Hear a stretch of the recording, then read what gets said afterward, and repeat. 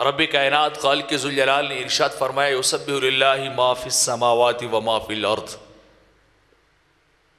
کہ زمین و آسمان میں جو کچھ بھی ہے نا وہ اللہ کی تسبیح اور پاکی کو بیان کرتا ہے۔ اللہ کی پاکیزگی کو ہر چیز بیان کرتی ہے۔ وہ آسمانی مخلوق ہو، وہ زمینی مخلوق ہو،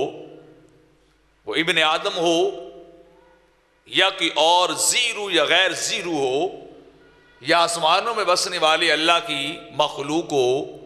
یسبح للہ، ان کا وظیفہ اور ان کا کام کیا ہے، وہ ہر وقت اللہ کی برتری کو بیان کر رہے ہیں، اللہ کی پاکی کو بیان کرتے جا رہے ہیں، اللہ کی تسبیح و تحلیل میں لگے رہتے ہیں۔ اور رب کائنات خالق ذوالجلال کو بھی وہ کلمات جن کے اندر اللہ کی پاکیزگی اور بڑائی کو بیان کیا جائے،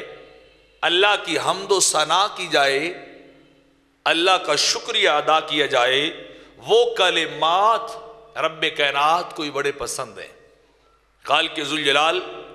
ایسے کلمات کا اجر بھی بے حساب عطا کرتا ہے، جو کلمات اللہ کی تسبیح و تحلیل کو بیان کرتے ہیں، اللہ کی حمد اور ثنا کو بیان کرتے ہیں، وہ کلمات رب اتنے پسند کرتا ہے اور ان کے بدلے میں بندے کو اتنا اجر دیتا ہے کہ بندہ اس اجر کا احاطہ نہیں کر سکتا۔ انسان کے وہم و گمان سے بھی زیادہ کچھ رب ان چھوٹے چھوٹے کلمات کے ذریعے ادا کر دیتا ہے۔